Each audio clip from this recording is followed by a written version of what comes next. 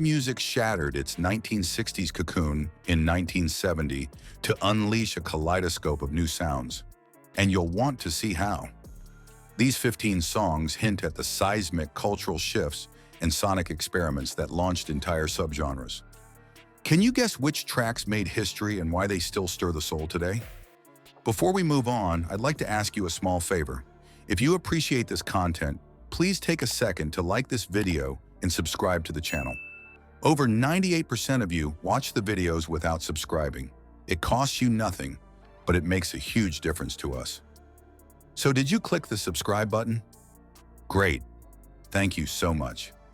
Now back to the video. Number 1, Let It Be. In 1970, as the world shifted into a new decade, the Beatles prepared to say goodbye. Let It Be became their farewell anthem, arriving like a soft, steady light during their stormy breakup. The song's message of reassurance, "There will be an answer, let it be," echoed the tension within the band as their era together ended.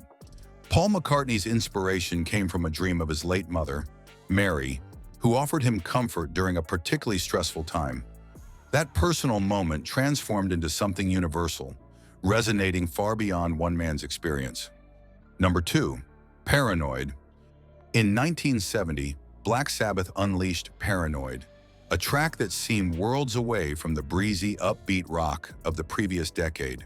Its crushing riffs, driven by Tony Iommi's distorted guitar and Ozzy Osbourne's haunting vocals, made it instantly darker, heavier, and more intense than what most audiences were used to. Written in a hurry to fill album space, Paranoid was born from necessity but became a defining anthem of heavy metal. Number 3, Immigrant Song. The moment Robert Plant's piercing scream kicks off Immigrant Song, you know you're in uncharted territory. Released in 1970, the track signaled a bold new chapter for Led Zeppelin, driven by its relentless, hammering rhythm and the sheer force of Plant's vocals. Lyrics about Viking conquests in the land of the ice and snow transported listeners far from traditional rock themes into an epic, mythic realm. The power of its galloping beat and Jimmy Page's relentless riff made it a high-energy statement about the possibilities of hard rock. Number 4, Lola. In 1970, Lola by the Kinks took rock music into provocative new territory with its daring narrative of a romantic encounter that blurred boundaries. At a time when discussions of gender identity were rare, the song's story, centered on a man meeting a transvestite, was revolutionary. Its lyrics, like the iconic "Girls will be boys and boys will be girls," challenged lingering conservative views left over from the previous decade, giving audiences something bold to consider. What made Lola even more impactful was its unforgettable melody and Ray Davies' sharp storytelling. The song's conversational delivery drew listeners in, while its cheeky humor softened the provocative nature of its subject. Number 5, Bridge Over Troubled Water. Released in early 1970, Bridge Over Troubled Water arrived at a time when comfort felt in short supply. Its tender lyrics and breathtaking arrangement offered exactly that, turning it into a monumental success.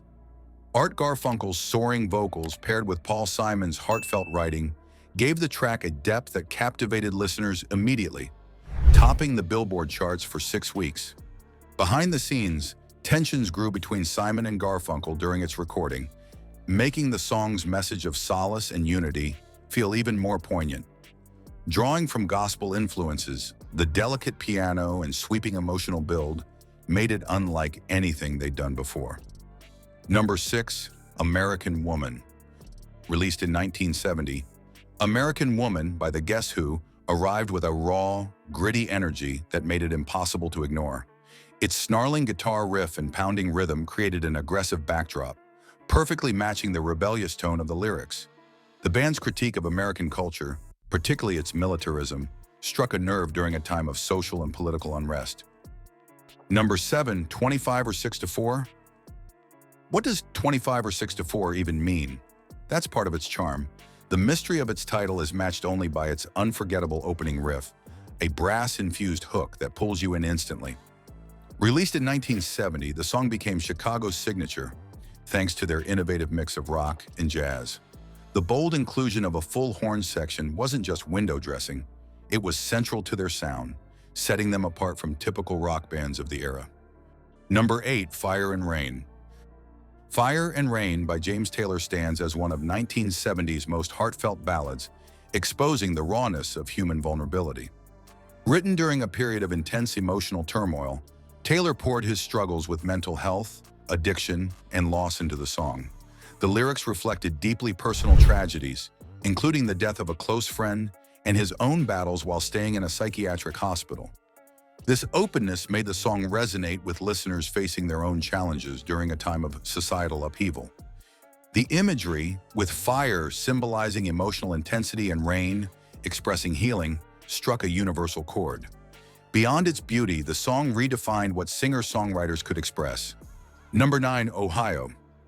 Ohio, by Crosby, Stills, Nash and Young, wasn't just a song, it was a raw, immediate reaction to one of 1970's most shocking events. Written by Neil Young in the aftermath of the Kent State shootings, where 4 unarmed students were killed by the National Guard, the urgency in both its lyrics and release was striking. The track hit the airwaves just weeks after the tragedy, amplifying the outrage and grief still fresh in the public's mind. The lyrics pulled no punches. Lines like "Tin Soldiers" and "Nixon Coming" pointed directly at government accountability, making it a rare example of a protest song that named names. Number 10, Signed, Sealed, Delivered, I'm Yours. With its vibrant energy and genre-bending style, Stevie Wonder's Signed, Sealed, Delivered, I'm Yours was an instant standout in 1970. At just 20 years old, Wonder gained creative control at Motown, marking a crucial turning point in his career.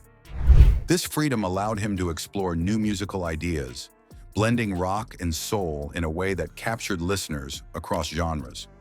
The song's driving rhythm and Wonder's passionate delivery brought unmistakable life to its lyrics, while the clever use of a wah-wah pedal on guitar added a fresh and distinctive texture.